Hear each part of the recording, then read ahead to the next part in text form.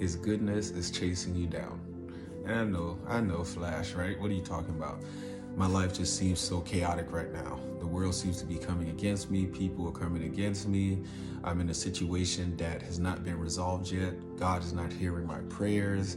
Still can't find a job. Still can't get the breakthrough that I'm looking for. So what do you mean his goodness is chasing me down, right? It says in Genesis 50, verse 20, you intended to harm me, but God intended it to accomplish what is now being done, the saving of many lives. Right? Although you're going through hardship right now, God is still orchestrating and doing a magnificent work in you, right? Sometimes while we're going through stuff, we don't see how far we've come. We don't see how much we've changed. You don't see how some of the bad habits that you used to do, how you don't do those things anymore. The same things that used to have a grip on you in a negative way is slowly but surely starting to not have the same effect. The alcohol doesn't taste the same, the weed doesn't hit you the same way, and it's because he's doing a work inside you, and we just have to trust the process, right? Although we're going through stuff and waiting for his promises to come to fruition, waiting for him to answer our prayers, waiting for that breakthrough that we've been seeking after, right? God is also trying to get us to do what he needs us to do, right? There's something in you God has placed inside, and he will see it come to fruition, right? That's one of his main things that he talk about in the Bible. He will not leave you until he's accomplished the good work that he started within you, right? And a lot of the times while we're going through stuff, we never truly understand. So this video was more so to tell you guys to trust that his goodness is chasing after you. Right? That situation that you're waiting to turn around, the breakthrough that you're waiting for, right? All those negative things that come against you, right? It could have been a lot worse, right? When we really sit down and think about it, it could be a lot worse, right? A lot worse. And a lot of the times we don't look at it that way. We just see it as we're hurting right now and we're going through something and we're just asking God to help us get through it. But we need to submit and actually let go of the way that we think that he should rescue us, right? The time frame, right? We put God on a time frame and say, like, if he doesn't do about this, is God really real? But then when you look back over your life, look how many times God showed up for you, right? People always tell you, right? Believers, like true believers, not religious folks, true believers always tell you, he might not come when you want him to, but he's always on time.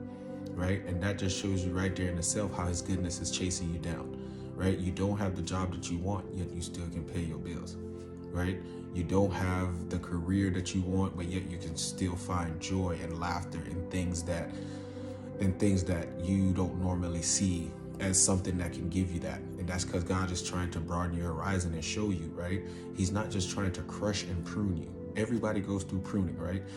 They say everybody cannot avoid the cutting of God, which is the pruning, right?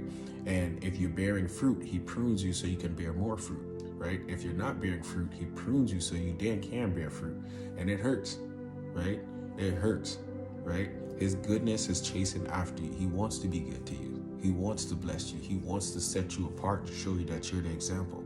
He wants to do those things for you, but we have to get in a place where we let those things go in the sense of how we want it to be done, the time frame that we expect him to come, right?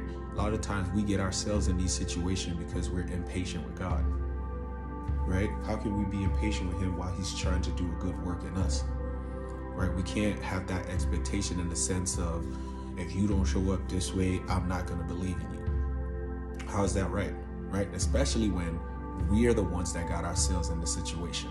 We're the ones that put ourselves in harm's way. We're the ones that made the decisions that leads us to now us seeking after him when he has sent his provision this entire time and we've ignored it, right? For some of us, myself included, numerous of times, like, right, I start trusting God and things start to align for me, right? And I get super, okay, God, I got it from here. And I don't let patience have its perfect work. And then I get out of it and I try to do things my way. And then when it falls apart, now I'm like, see, here we go again, God. Like, you don't love me like how you say. But time and time again, it's because we get impatient and get out of his timing, right? We have to trust the process, right? That's one of the hardest things as a believer we have to do, especially nowadays where everything is given just like that, right? Instant gratification. You can be famous overnight. You can achieve financial wealth just like this, right? But that's not the case with God. God is still a God that was the same back then, the same today, and he's going to be the same in the future, right? Everything is a process with him, right? He doesn't just show up and bless you so you can go back and do the same mistakes, right? He's trying to get something out of you that will help you to sustain the blessing. He's trying to get something out of you that's going to be able, when he bless you, for you to use that blessing to be a blessing to somebody else, right? And that's the hardest thing for us, to really sit and be patient in God's timing. So as I'm talking to you guys, I'm also challenging myself, right, to learn how to sit in the promises until it comes to fruition, right? Don't get impatient. Don't get, as soon as he start blessing you, we get in a sense of, okay, God, you already did 50% of the work.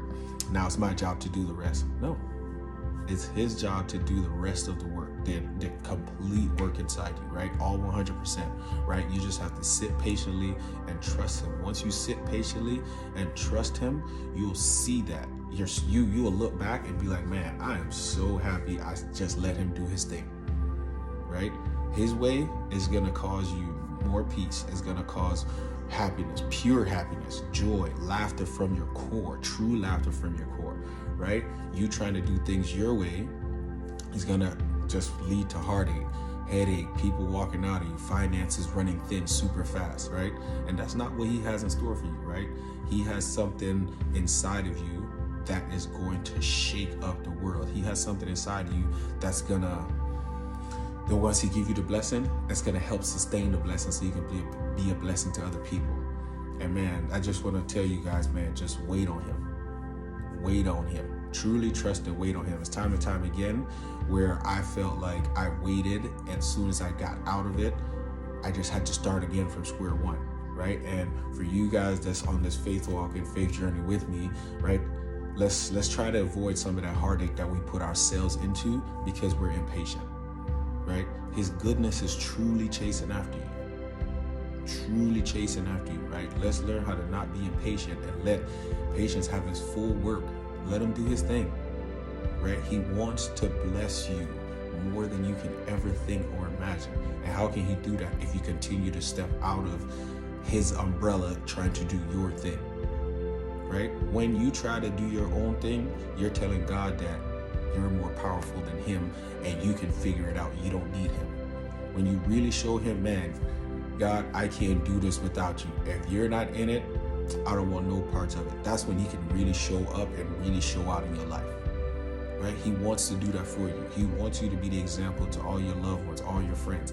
He wants to take away all that pain. He wants to give you joy for your sorrow, right? He doesn't want to just leave you the same way that you are, right? He wants to restore you and then some, right? Trust him, believe in him. Like, we've all been there. We've all fall short. We all started trusting God, and then the moment he started blessing us, we dip, right? We walk away.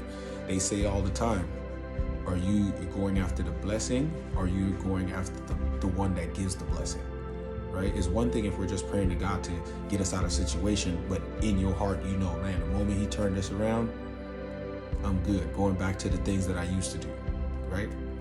It's going to seem like God is not listening. It's just going to take a longer time for you to get there. It says God know your heart.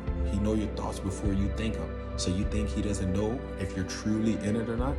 You think he doesn't know if you're really trying to make a change? His goodness is chasing you down. You're the one that's holding it up, not God. You're the one that's holding up your breakthrough.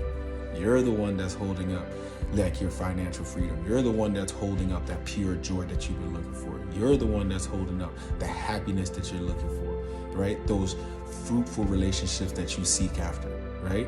You're the one that's holding it up, right? We got to learn how to get out of the way so his goodness can just overtake us. He's waiting on you. He's waiting on you. Trust me, we've all been there. We've all felt like we can do it on our own, or we all felt like as soon as he started blessing us, we did, right? But that, like, you're on the right path. As crazy as that might even sound, and that's kind of why I read that scripture, is you're on the right path. Like, no matter what the situation may seem to you, right? His goodness is chasing you down. Because what did it say, right? The enemy intended it for your harm, right? And he intended it for your good, right? And what is happening now? The saving of many lives, right? Your destiny, your calling, you're going to save lives. You're going to help rescue people, right? You're going to be that one people going to look to for help, for encouragement, for joy, peace, love, whatever it is that you're secretly crying about at night, whatever it is that you're praying about, whatever those visions about changing the world, changing your environment, changing your family, changing your culture, all those prayers that you pray about deep down, that you tell nobody about at night, right? God is trying to get those things to you. Trust his timing, trust his process, and you'll see how his goodness is chasing you down. God bless you, and until next time, stay faithful. And like I always say, you are blessed, you are loved, you are able to do abundantly above all things, because he who is within you is greater than anything coming against you. Trust God, and he will make your path straight and clear. Don't worry, everything's going to be all right. Although weeping may endure for a night, joy come in the morning. So just stay with it.